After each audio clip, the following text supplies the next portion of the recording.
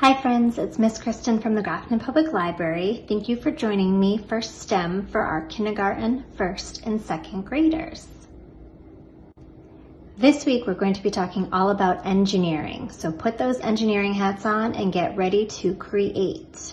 We are going to be working with paper airplanes this week. Now you may have made your own paper airplane before, but we're really going to talk about the best design for a paper airplane, what works and what doesn't, and how you can create your very own paper airplane that will go farther than any you may have ever created before.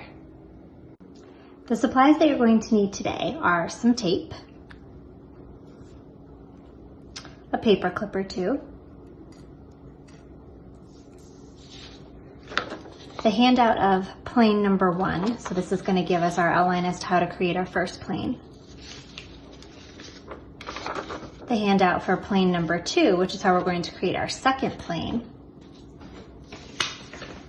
and some blank pieces of paper. Before we get started with actually building our paper airplanes, I wanted to talk with you about the different parts of a plane and what they do. So here's our airplane.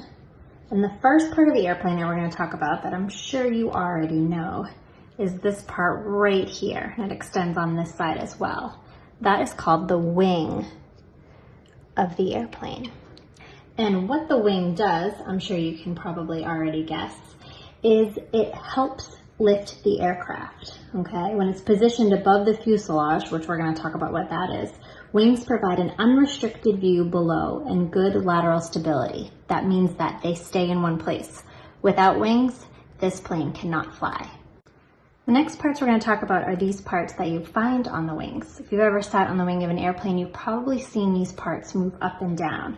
This first part here is called the flap. So the flap moves up and down, and it helps reduce the speed of the air that's falling over the wing. This part right here is the aileron. And the aileron is important because it's used to control the balance of the plane. Now we're going to talk about this part in the front of the plane. This part that looks almost like a fan is called the propeller. The propeller is very important because without it, this airplane could not fly. What the propeller does is it spins around and it creates a difference in the air pressure that surrounds the plane. And since air naturally moves from high to low pressure, when this propeller is spinning, it pulls the airplane forward.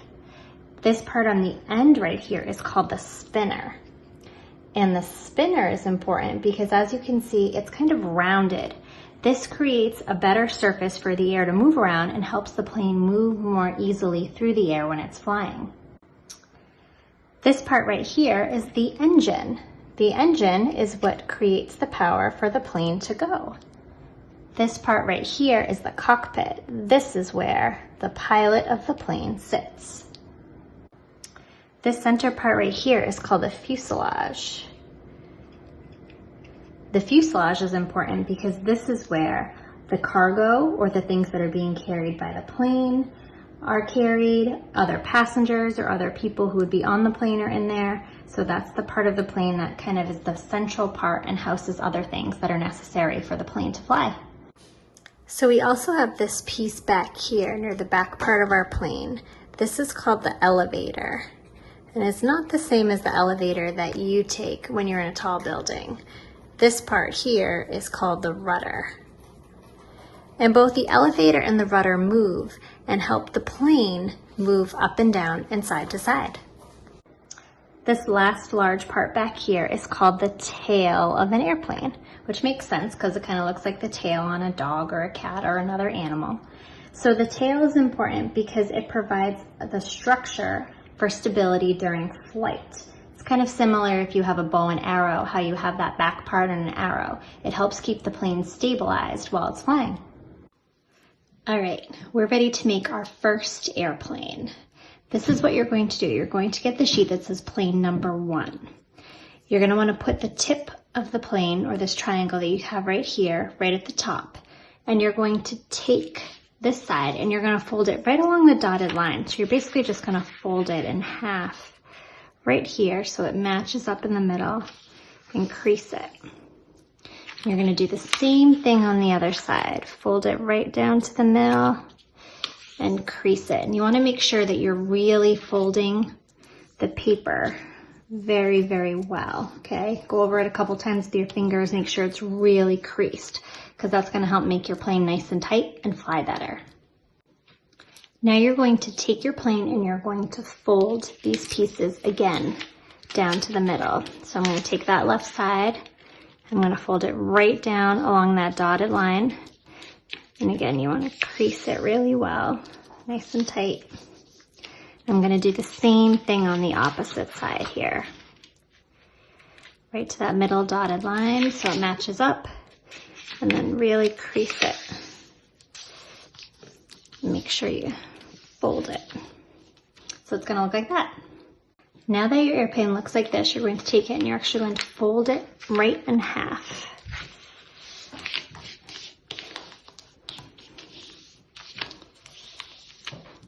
So it kind of looks like a triangle.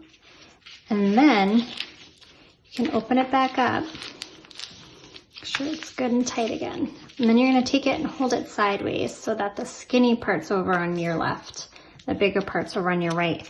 And you're going to fold the airplane down like this. So you have that point down there and fold part of it away from you. Kind of makes this flap here. That's going to be our wing. And you're going to flip it over onto the back side and do the same thing and match it up.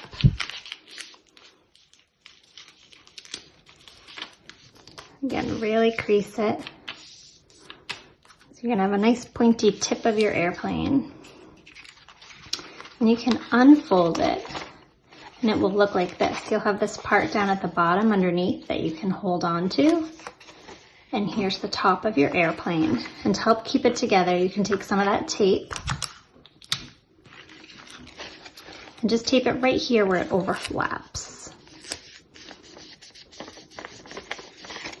There you go.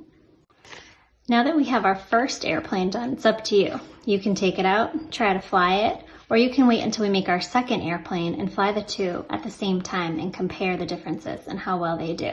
Completely up to you. If you'd like to fly this one now, I suggest setting up maybe some cones in your driveway, in your yard, maybe if you have a long hallway in your house, to see how far you can fly your airplane.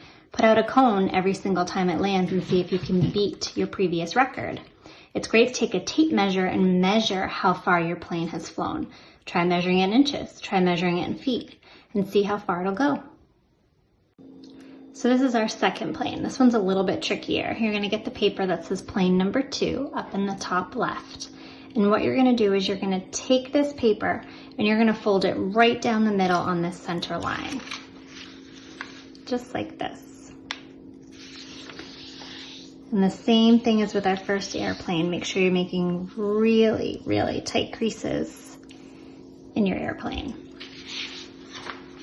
Now you're going to open it up and you're going to fold along the dotted line where it says number 1 on each side. So this is very similar to how we made our first airplane.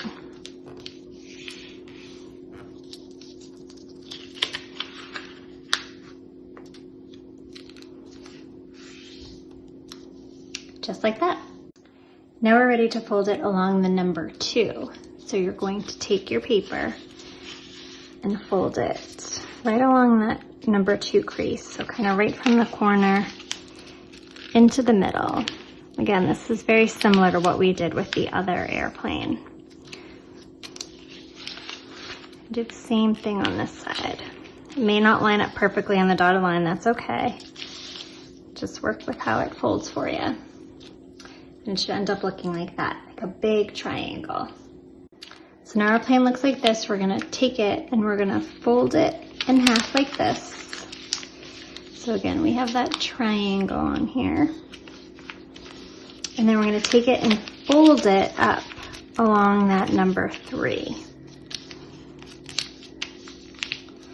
So I folded it this side, I'm gonna flip it over, and I'm gonna fold the other side also along the number 3.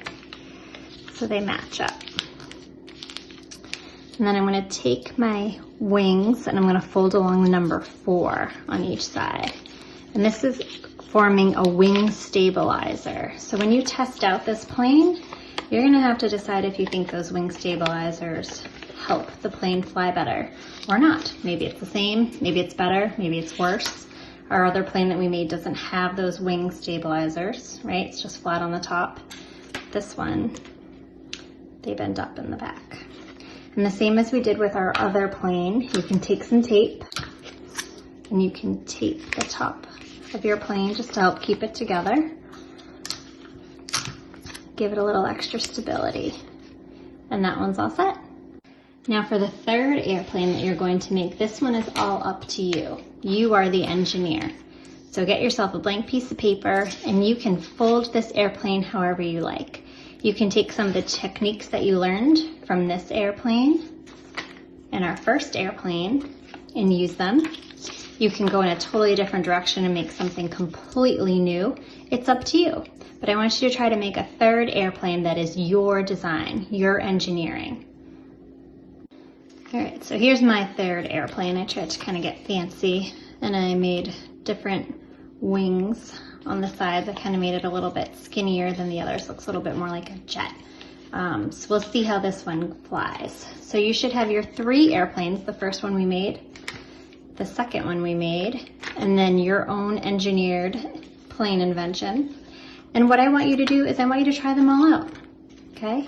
Measure them, see how far they go. Which one goes the farthest? Which one doesn't go the farthest? Why do you think one works better than the other?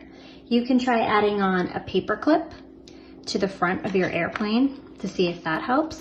Does that make your plane go farther? Does it make it kind of dive down and not go as far?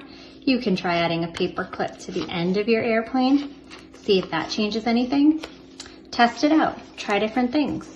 See what works and see what doesn't. Try measuring, like we talked about, how far your plane goes.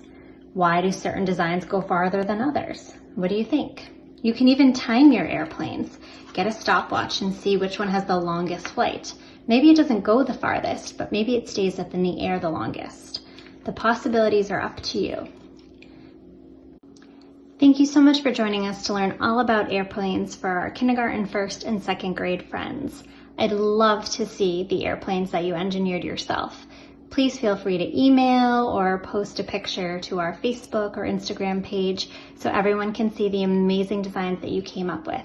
I hope you enjoyed our STEM lesson.